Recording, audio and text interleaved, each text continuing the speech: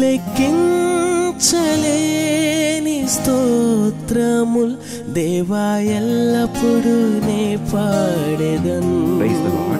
దేవునికి మహిమ కలుగును గాక. అందరూ బాగున్నారా? ఈరోజు దేవుడు మనకిచ్చిన వాగ్దానము రండి కలిసి ధ్యానించుకుందాం. యెహోషువ గ్రంథము 1వ అధ్యాయము 6వ వచనము. నిన్ను విడువను ఎడబాయను, నిబ్బరము కలిగి ధైర్యంగా ఉండము. ప్రియమైన దేవుని బిడ్డలారా, ఈ వాగ్దానం మనల్ని ఎంతో ధైర్యపరుస్తుంది. ప్రతిరోజు నిద్ర లేచినప్పటి నుండి రాత్రి పడుకునే వరకు ఏదో ఒక కలవరము, కష్టము, ఆపద మనము ఎదుర్కొనవలసి వస్తుంది. అయితే మన ప్రియమైన పరలోకపు తండ్రి ఇచ్చే వాగ్దానము, నా కుమారుడా, నా కుమార్తె, నిన్ను విడువను, నిన్ను ఎడబాయను, నీతోనే ఉంటాను.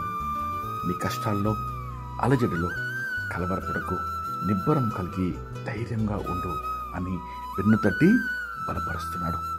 అయితే మనము ఎప్పుడు ధైర్యంగా ఉండగలము? దేవునితో సహవాసం కలిగి ఉన్నప్పుడు. అవునా? ఆయనను మన హృదయంలో చేర్చుకొని మన రక్షకునిగా, ప్రభువుగా స్వీకరించి ఆయన చేయి పట్టుకున్నప్పుడు ఈ చీకటి అంధకార లోకంలో మన అడుగులు తడబడకుండా ఆయన మనల్ని నడిపిస్తాడు.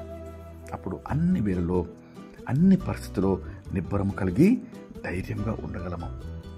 ఈ వాగ్దానము విశ్వాసంతో పొందుకుందాం. రండి కలిసి ప్రార్థన చేసుకుందాం. ప్రార్థన.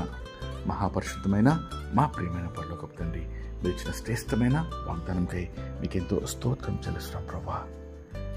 ప్రార్థనలో ఏకీపించిన ప్రతి ఒక్కరికి మీకెంతో వందనాలు చెల్లిస్తున్నాం ప్రభా.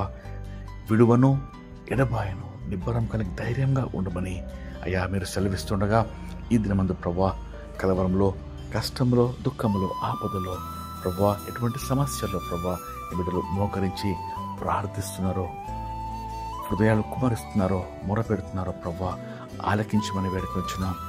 ఆదరించమని ప్రభా, ధైర్యము కలిగి ఈ బిడ్డలు జీవించుటకు ప్రభా అన్ని పరిస్థితుల్లో మీ చేయి పట్టుకొని మిమ్మల్ని వెంబడించి గొప్ప విజయం పొందుటకయ్యా కృప మీరు దయచేయమని వేడుకొంచు. దినమంతటి కావాల్సిన కృప, కాపుదల, భద్రత ప్రార్థనలోకి మించిన వారందరికీ వారి కుటుంబంలోకి మీరు అనుగ్రహించమని మీకే మహిమ చెల్లిస్తూ యేసుక్రీస్తు నామములో వేడుకొంచు ప్రార్థిస్తున్నాం తండ్రి. ఆమేన్. దేవుడు మిమ్మల్ని దీవించును గాక.